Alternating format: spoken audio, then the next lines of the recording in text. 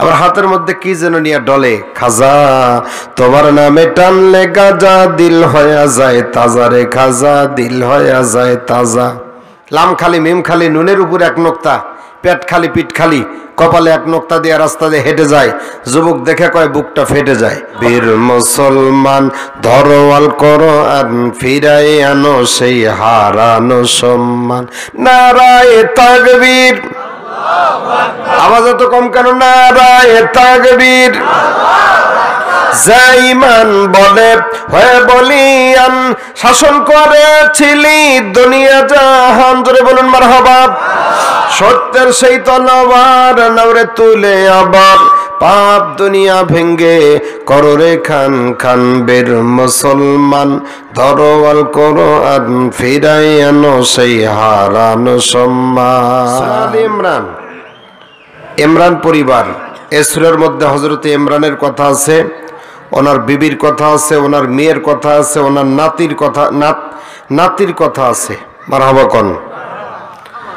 আপন দুই বোন, এক বোনের নাম ঈশা আর এক বোনের নাম হিন্না। হিন্নার বিবাহ হয়েছে জাকারিয়া নবীর, হিন্নার বিয়ে হয়েছে ইমরানের সাথে, আর ঈশার বিবাহ হয়েছে জাকারিয়া নবী। তাহলে জাকারিয়া নবী আর হযরত ইমরান দুইজন আপন ভাইরা। মারহাবা কোন।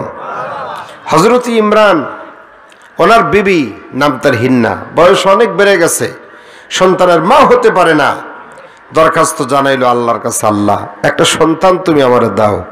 দোয়া কবুল হয়ে গেছে, পেটে সন্তান চলে আসছে, বৃদ্ধা বয়সে, শেষ বয়সে একটা সন্তান পেটে আসছে। আল্লাহর কাছে চেয়েছেন, আল্লাহ দোয়া কবুল করেছেন। সুবহানাল্লাহ। আল্লাহু আকবার ওয়ালিল্লাহিল হামদু, বিসমিল্লাহির রহমানির রহিম। إذ قالت امرأة عمران رب إني نذرت لك ما في بطني محررا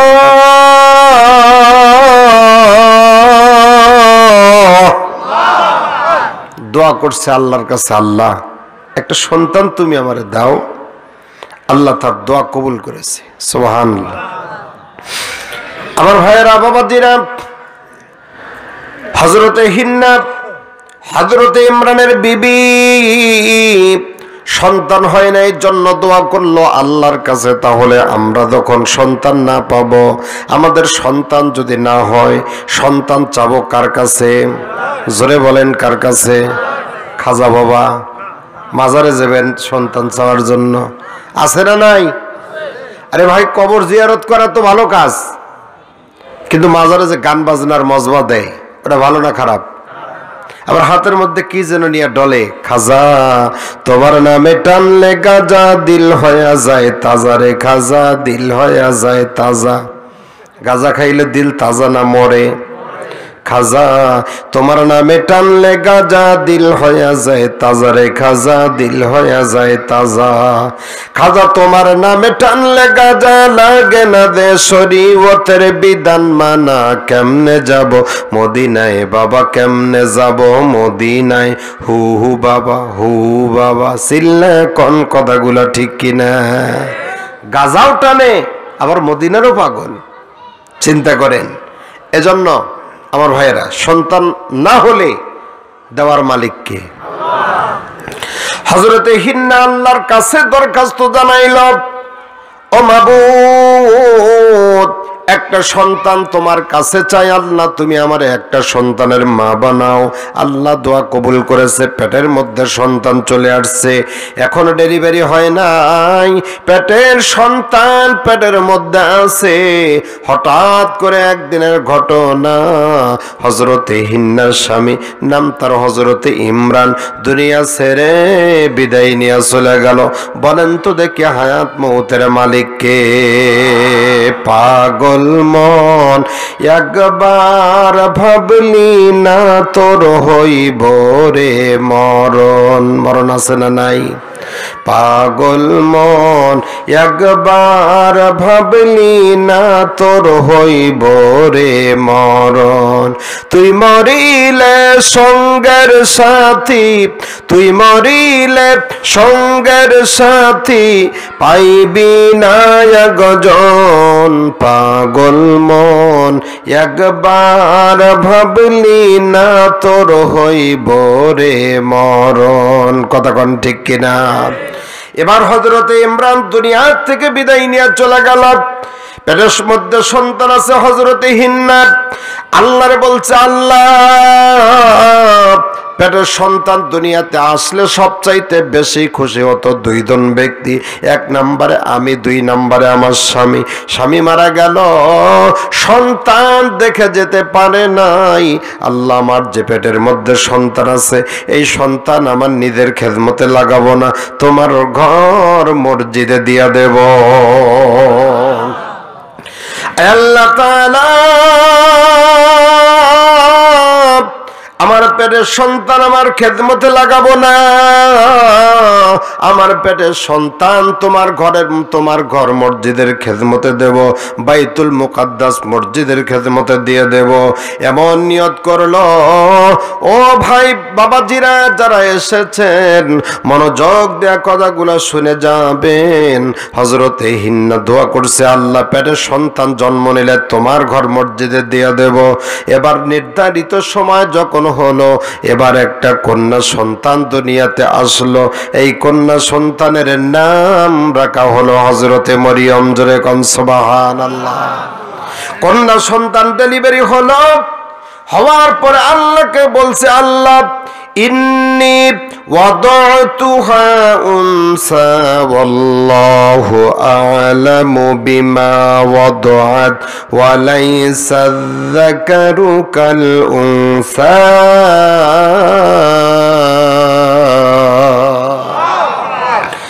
আল্লাহকে বলছে, আল্লাহ ইন্নী ওয়াদাতুহা উনসা, আমি তো নিয়ত করেছিলাম আমার পেটের সন্তান তোমার ঘর মসজিদে দেব খেদমতের জন্য। মসজিদ ঝাড়ু দিবে, পরিষ্কার করবে, মসজিদ ঘরের খেদমত করবে, এমন নিয়ত করেছিলাম। এখন তো কন্যা সন্তান ডেলিভারি হলো, কন্যা সন্তান জন্ম নিয়েছে। এই কন্যা সন্তান কেমনে দেব? তোমার ঘর মসজিদের খেদমত কি আর এইটা দেওয়া হবে? আল্লাহ জানাইয়া দিল, আমি আল্লাহ ভালো জানি তোমার পেটে কি সন্তান, এটা তো আমার আগেই জানা আছে। কথা বলুন ঠিক কিনা? কিন্তু আল্লাহর ঘোষণা, ওয়ালাইসা যাকারু কাল উনসা, এমন একটা কন্যা দিয়েছি, এই কন্যা সন্তান দিলে কি হবে? পুরুষ সন্তানের সমতুল্য হবে না। এমন একটা কন্যা সন্তান তোমারে আমি দিয়েছি, পুরুষ সন্তানের সমতুল্য হবে না। কোন সুবহানাল্লাহ। আমার ভাইরা বাবাজিরা, গভীর মনোযোগ দিয়ে কথাগুলা বোঝেন। আল্লাহর নবী হাদিস শরীফের মধ্যে বলেন, একটা মেয়ের বাবা একটা জান্নাতের মালিক, দুইটা মেয়ের বাবা দুইটা জান্নাতের মালিক, তিনটা মেয়ের বাবা তিনটা জান্নাতের মালিক। পক্ষান্তরে পাঁচটা ছেলের বাবাও যদি কেউ হয়, একটা জান্নাতের মালিক। এমন কথা হাদিস কোরআনে নাই। কথা বলুন ঠিক কিনা?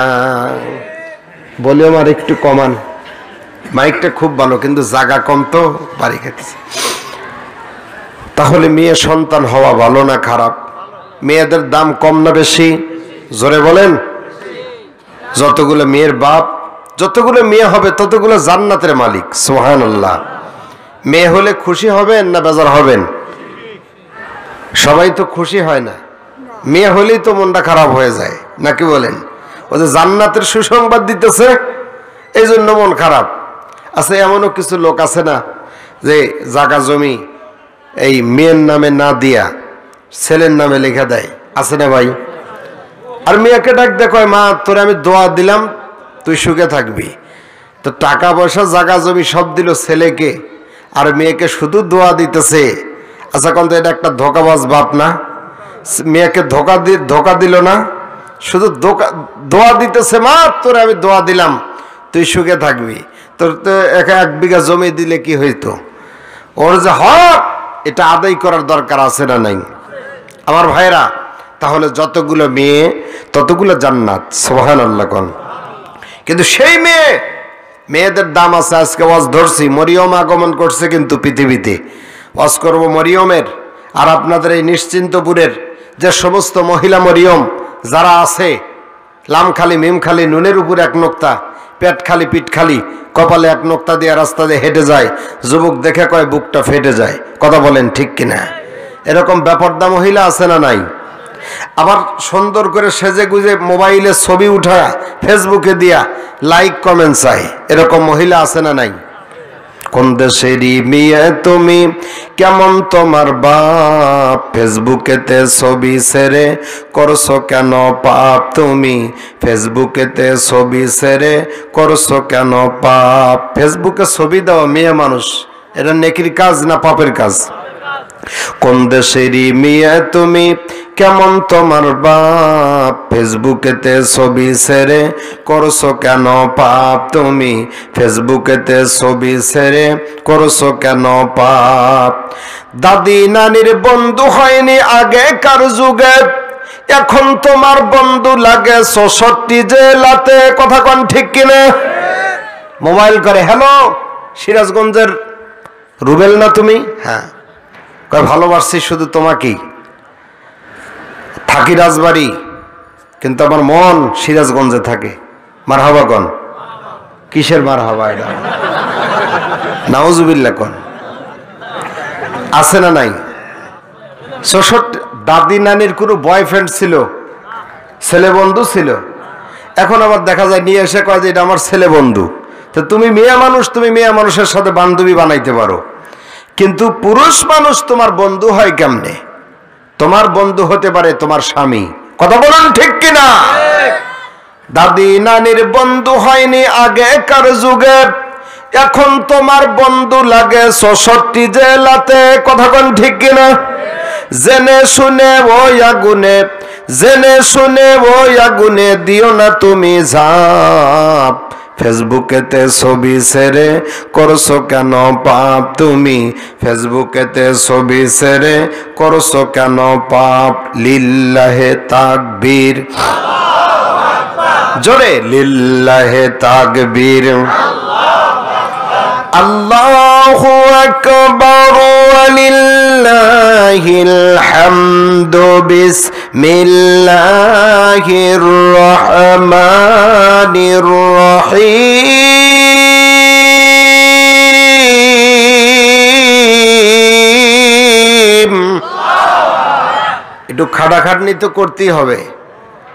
বাড়িওয়ালা যে বাড়িতে ছিলাম, হাফেজ শরীফুল নাকি মৌলানা শরীফুল, ভালো মন্দ খাওয়াইলো, ভালো ভালো খাবার রান্না করছে কষ্ট করে। সেগুলো খাওয়ার পরে যদি একটু পরিশ্রম না করি, তাহলে তো বলবেন যে সিরাজগঞ্জ থেকে কি বক্তা নিয়ে আসলাম, একটু চিল্লাচিল্লি নাই, পরিশ্রম নাই, একেবারে ঠান্ডা আওয়াজ দিয়ে গেল। এজন্য একটু পরিশ্রম করতেছি। রাগ করতেছেন? আর আধা ঘন্টা যদি ওয়াজ করি আপনারা সবাই চলে যাবেন। ওয়াজ করব কোরআনের ভিতরে যে মরিয়ম, আর ঠিকঠাক করে দিয়ে যাব, পর্দার ভিতরে ঢুকানোর চেষ্টা করবে। নিশ্চিন্তপুরের মহিলারা যেন নিশ্চিন্তে থাকতে পারে পর্দার ভিতরে, এমন ব্যবস্থা হবে ইনশাল্লাহ। রাজি আছেন তো? হযরতে মরিয়ম দুনিয়াতে আসছে, ছোট্ট সন্তান, মা এবার নিয়ে চলে গেল, ছোটবেলায় নিয়ে গেছে।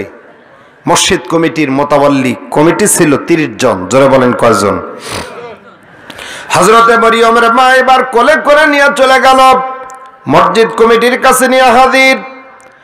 জামার এই কন্যা সন্তান আমি পেটে থাকতে নিয়ত করেছি যে মসজিদ গড়ে দেব খেদমত করার জন্য, আপনারা এবার গ্রহণ করেন এই সন্তানটাকে। এবার 30 জন এই সন্তানকে গ্রহণ করার জন্য ব্যস্ত। কারণ হলো এই মরিয়ম আল্লাহর ঘরের খেদমত করে ওর জীবন ধন্য করবে, ওর খেদমত করলে আমাদের জীবন ধন্য। জোরে কোন মারহাবা। এক মরিয়মকে নেওয়ার জন্য 30 জন কমিটির লোক সবাই যখন ব্যস্ত, এবার গন্ডগোলের সৃষ্টি, লটারির সিদ্ধান্ত হয়ে গেল মরিয়ম কেমনে দেওয়া হবে না, লটারি করব, যে লটারিতে জিতবে তার হাতেই উঠায়া দেব, যার তার হাতে মরিয়মকে দেব না। জোরে কোন সুবহানাল্লাহ। লটারি আছে না না ইসলামে? আল্লাহ নবী বলেন আমার উম্মত দুইটা কাদের লাভ যদি জানতো তাহলে লটারি করতো। 1 নাম্বার হলো সামনের কাতারে নামাজ পড়লে কত সওয়াব কত ফজিলত, এটা যদি আমার উম্মত জানতো তাহলে সামনের কাতারে নামাজের জন্য গন্ডগোল লটারি করা ছাড়া উপায় কোনো থাকতো না গন্ডগোল মেটানোর জন্য। সুবহানাল্লাহ। আজান দেওয়ার কত লাভ, আজান দেওয়ার কত সওয়াব কত ফজিলত, এটা যদি আমার উম্মতের জানা থাকতো তাহলে আজান দেওয়ার জন্য সবাই গন্ডগোল করত। অবশেষে লটারি করে যে লটারিতে যে জিতে যেত তাকে আজান দেওয়ার সুযোগ দেওয়া হতো, এছাড়া অন্য কেউ নয়। তাহলে রাসূল বলেন যদি সামনের কাতারে নামাজ পড়ার ফজিলত আর যদি আজানের ফজিলত জানতো, লটারি করা ছাড়া আমার উম্মতের উপায় থাকতো না। কোন সুবহানাল্লাহ। এখন কি আজানের জন্য কোনো লটারি আছে?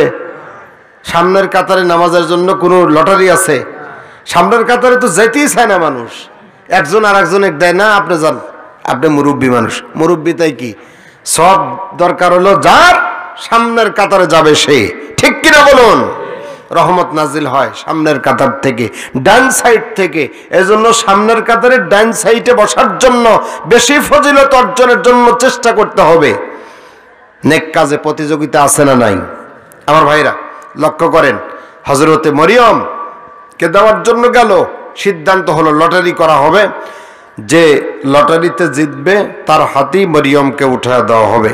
লটারির সিস্টেম হলো কলম নিয়ে যাবে নদীর কিনারায়, কলম সবাই ফেলবে আল্লাহর নাম নিয়া, যার কলম পানিতে ভাসবে সে লটারিতে জিতে গেল, মরিয়ম সেই পাবে। সুবহানাল্লাহ। আমার ভাইয়েরা বাবাজিরা, এবার লটারির সিদ্ধান্ত, 30 জন কমিটির লোক সবাই যার যার কলম নিয়ে এবার নদীর কিনারার দিকে যাইতেছে, আল্লাহর কাছে মনে মনে দোয়া করতেছে, আল্লাহ আমি যেন লটারিতে জিতি, মরিয়মকে যেন আমি পাই।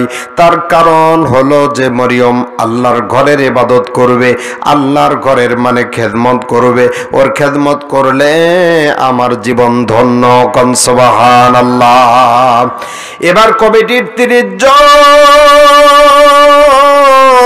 যার যার কলম নিয়ে চলে গেল, নদীর কিনারায় চলে গেল। যাওয়ার পরে আল্লাহর কাছে দোয়া করে যার যার কাকুতি মিনতি আল্লাহর কাছে বলতেছে, আল্লাহ আমি যেন বিজয় অর্জন করি।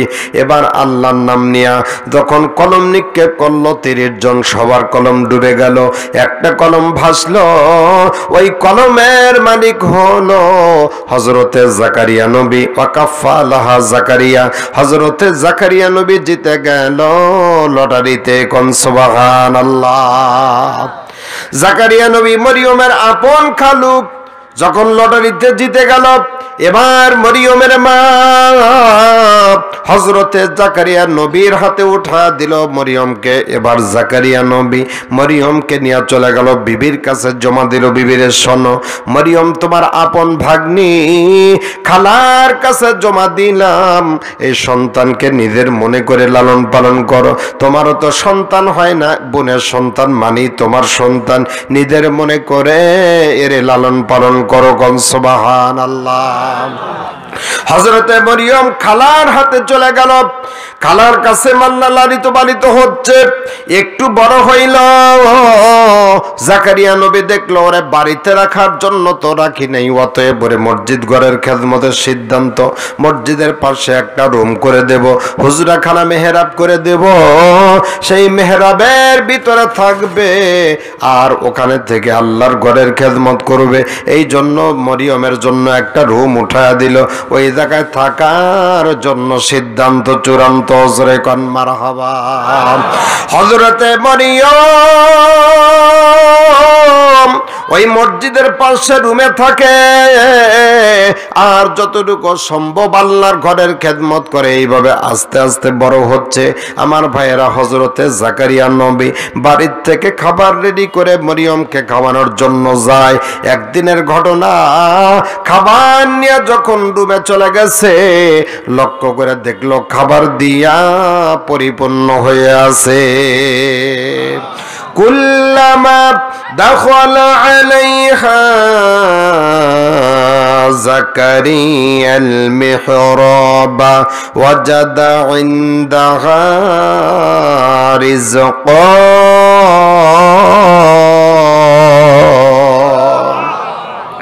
দাখালা আলাইহা জাকারিয়াল মিহরাব, হযরতে জাকারিয়া নবী খাবার নিয়ে যখন রুমের মধ্যে গেছে, যাওয়ার পরে দেখলো ওয়াজাদা ইনদাহা রিজকা, মরিয়মের কাছে খাবার পৌঁছাইতে গেল। যাওয়ার পরে দেখতেছে ওয়াজাদা ইনদাহা রিজকা, রিজিক দিয়া পরিপূর্ণ, খাদ্য খাবার দিয়া পরিপূর্ণ হয়ে আছে। এবার মরিয়মকে জিজ্ঞেস করলো, ও মরিয়ম, আন্না লাকি হাযা, এই খাবারগুলো কোত্থেকে আসলো? মরিয়ম জবাব দিল, হুয়া মিন ইনদিল্লাহ, এই খাবার এসেছে স্বয়ং আল্লাহর পক্ষ থেকে। এই খাবার দুনিয়ার কোনো বাড়ির থেকে আসে না, এই খাবার এসেছে স্বয়ং আল্লাহর পক্ষ থেকে। জান্নাতি খাবার এসেছে, দুনিয়ার কোনো বাসা বাড়ি থেকে এই খাবার আসে নাই। এমন কথা যখন বলেছে, জাকারিয়া নবী অবাক।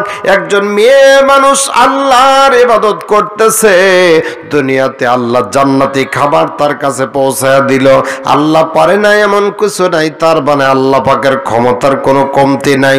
অতএব আমি এ পর্যন্ত একটা সন্তানের বাবা হতে পারি নাই, এবার আমি আল্লাহর কাছে দরখাস্ত জানাবো। কোন সুবহানাল্লাহ।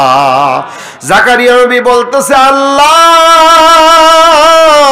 এই সিজনে এই ফল থাকার কথা নয়, তুমি এই ফলগুলো মরিয়মের জন্য দিয়েছ, জান্নাতি খাবার তুমি মরিয়মকে দুনিয়াতে খাওয়াইতেছ।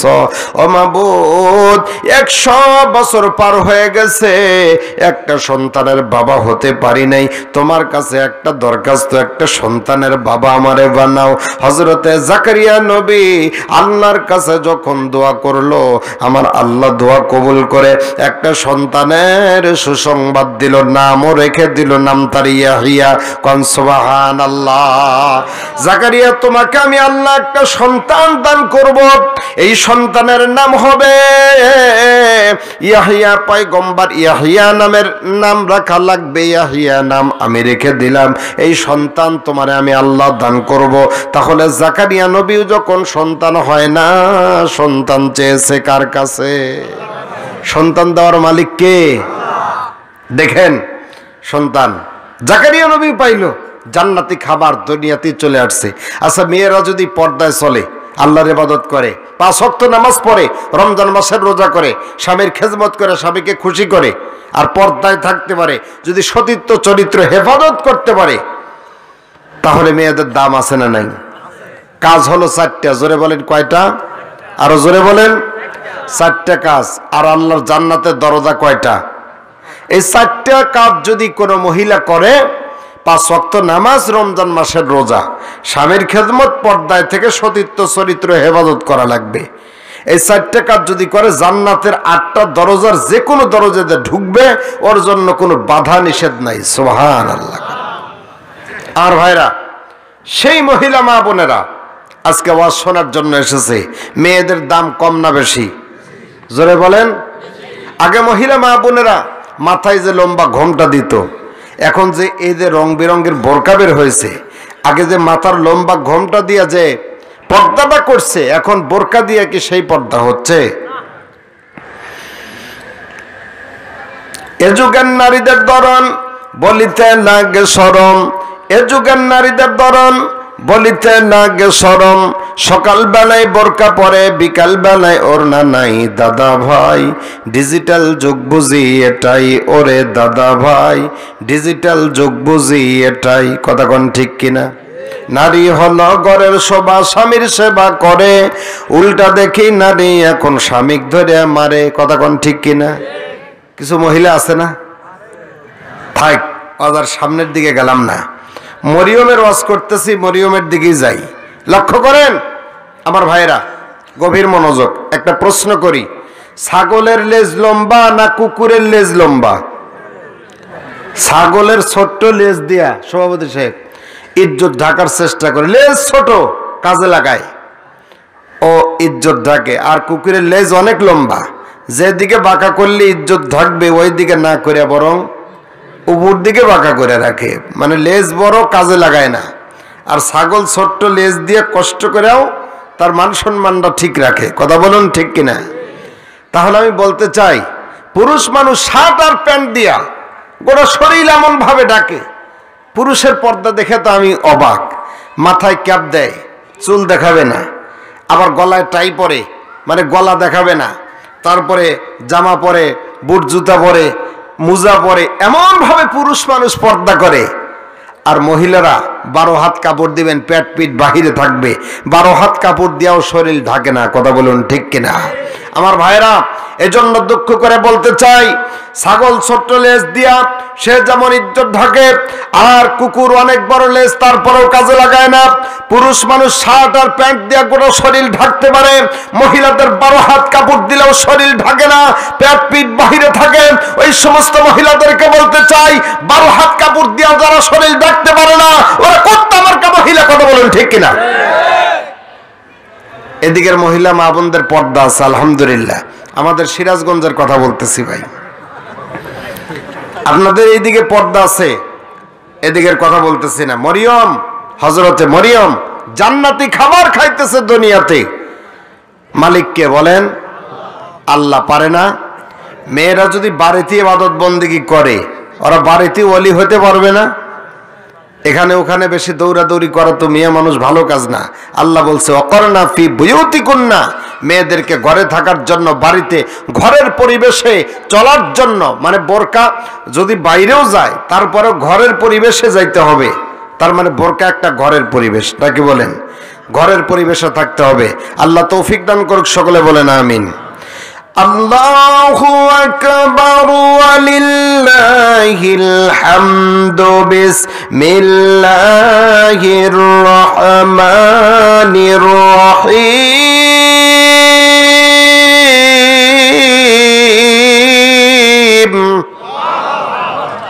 সূরার নামই কিন্তু সূরা মরিয়ম। সূরার নাম কি?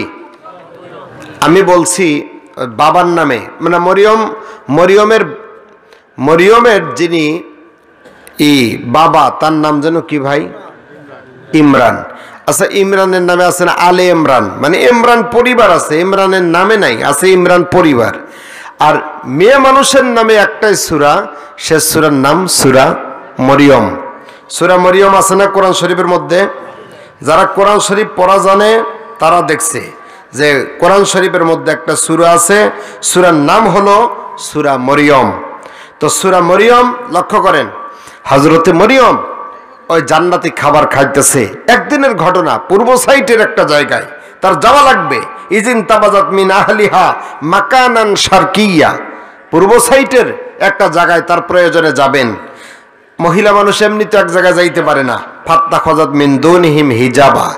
ওই জায়গায় যাওয়ার আগে তার আগে পর্দার পরিবেশটা দেখা দরকার, যে ওখানে আমি যাব, ওখানে গেলে আমার সতীত্ব চরিত্র ঠিক থাকবে কিনা। আত্মীয় বাড়ি হোক অথবা কলেজ বিশ্ববিদ্যালয়ে হোক বা মেসে হোক, যে কোনো জায়গায় হোক, গেলে ওখানে গেলে আমার চরিত্র ঠিক থাকবে কিনা, এটার পরিবেশটা আগে দেখার দরকার, তারপরে ওই জায়গায় যাবে। মেয়ে মানুষ এমনি এক জায়গায় যেতে পারে না। কথা বলুন ঠিক কিনা আমার ভাইরা, বাবাজিরা, মা বোনেরা যারা আছেন, হযরতে মরিয়ম এবার পূর্ব সাইডের একটা জায়গায় যাবেন, প্রয়োজনে বের হবেন। তার আগে সিদ্ধান্ত নিলেন ওই জায়গায় আমি যাব যেন পুরুষ মানুষ আমারে দেখার সুযোগ না পায়। এই জন্য হিজাব বা সুন্দর করে একটা পর্দা করলেন, পর্দা করেছেন যেন পুরুষ মানুষ তারে না দেখার সুযোগ পায়। অবাদান শোনেন, হযরতে মরিয়ম পর্দা করে ফেললেন। এরপরে পর্দা করার জায়গায় ঢুকে পড়লেন, ঢোকার পরে মানে ওখানে অবস্থান নিলেন, তার যে প্রয়োজন সেই জন্য গেছে। হঠাৎ করে একটা ঘটনা একজন পুরুষ মানুষ ঢুকে পড়ল তার পর্দা করা জায়গায়। এবার যখন প্রবেশ করেছে হযরতে মরিয়ম এবার ভয় পেয়ে গেল, কারণ হলো আল্লাহ এখানে পর্দা রক্ষা করলাম যেন পুরুষ মানুষ আমারে দেখতে না পারে, এই জন্য পর্দা করেছি।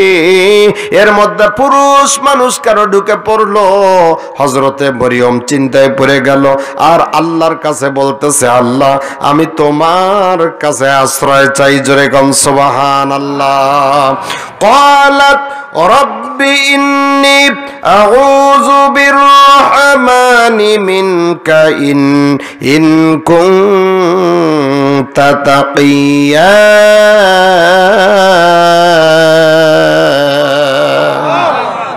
ক্বালাত হযরতে মরিয়ম বলতেছে, ইন্নী আউযু বিররহমানি, আমি আর রহমান নামের আল্লাহর কাছে আমি আশ্রয় চাইতেছি। আল্লাহ যদি কাউকে আশ্রয় দেয় তাহলে দুনিয়াবাসী তার ক্ষতি করতে পারে না, এই জন্য সর্বপ্রথম মরিয়ম রহমান নামের আল্লাহর কাছে, রহমান মানে আল্লাহর এক নাম হলো রহমান, তার মানে দয়াবান, আল্লাহর কাছে আশ্রয় চাইতেছে। আল্লাহ তোমার কাছে আশ্রয় চাই, আল্লাহর কাছে আশ্রয় চাইল।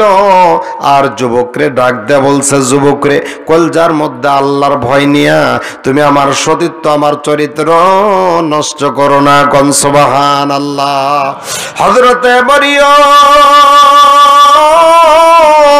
আল্লাহর কাছে আশ্রয় চাইতেছে, আবার ওই যুবকরে বুঝাইতেছে, যুবকরে তোমার কলিজার মধ্যে আল্লাহর ভয়টা ঢুকাও, আমার সতীত্ব চরিত্র তুমি নষ্ট করো না।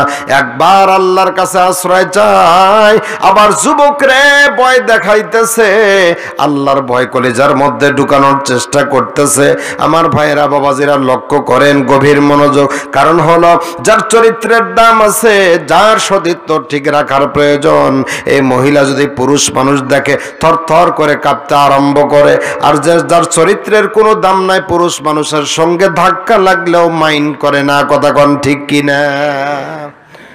দুই রকমের আছে না, যে মহিলার চরিত্র সতীত্ব ঠিক রাখার প্রয়োজন, ও পুরুষ মানুষ যদি কোনো নির্জন জায়গায় দেখে ওর কিন্তু থর থর মানে কাঁপুনি শুরু হয়ে যায়, অস্থিরতা, যে আমার দামি সম্পদ নষ্ট হতে পারে, তার সতীত্ব ঠিক রাখতে হবে। আর যে মহিলার চরিত্রের কোনো দাম নাই, ধাক্কাও লাগে তাও তো মাইন্ড করবে না। কথা কোন ঠিক কিনা?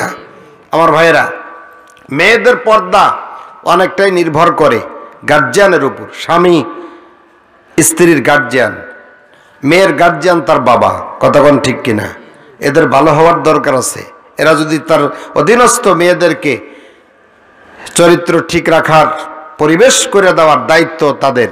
লক্ষ্য করেন, এক মেয়ের বাবার কথা বলতেছি, কলার ব্যবসা করে কলা নিয়ে গেছে বাজারে, চিন্তা করতেছে যে কলা তো ছিলেই খাবে, অযথা মানুষের কষ্ট দেবো কেন, বাড়ির থেকে সবগুলো কলা ছিলে লাগবে না, সব কলা ছিলে নিয়ে গেছে বাজারে মানুষের সুবিধা করার জন্য। মাছি মশা সব পড়তেছে এর উপরে, কলার উপরে, যে যায় আর দেখে খালি মানে যেভাবে মশা মাছে দুলাবালি পড়তেছে, এই কলা খায় আর পেট নষ্ট করব না, চলে যায়। সন্ধ্যা হয়ে গেল, আশেপাশে ছোট ছোট কলা দিয়ে যারা বসছিল সব কলা বিক্রি হয়ে গেল। মুরব্বির কলা সাইজে অনেক বড়, কিন্তু বিক্রি হচ্ছে না। চিন্তায় পড়ে গেল, কিরে আমার কলার সাইজ তো ভালো, বিক্রি হয় না কেন?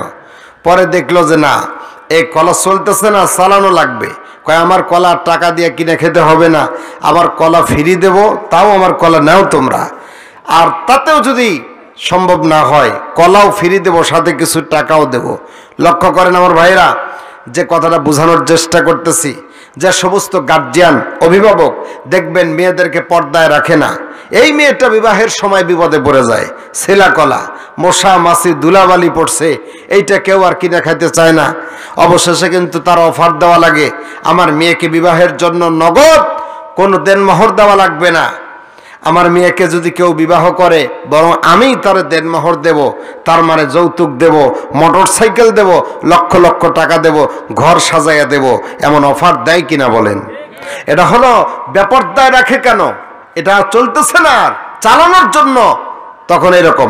কিন্তু কোনো ব্যক্তি যদি মেয়েকে চরিত্রবান হিসাবে গড়ায়, কোরআন হাদিসের শিক্ষায় শিক্ষিত করে, ওরে যদি এইভাবে তৈরি করতে পারে, একজন না হয় আরেকজন, আর এক গ্রামের লোক না হয় আরেক গ্রামের, কেউ না কেউ ওই মেয়েকে যৌতুক ছাড়া অবশ্যই বিবাহ করবে। কথা বলুন ঠিক কিনা? এখনো অনেক যুবক আছে, এখনো অনেক গার্জিয়ান অভিভাবক আছে যারা তার ছেলেকে বিবাহ করাবে, 1 টাকা যৌতুক নেবে না।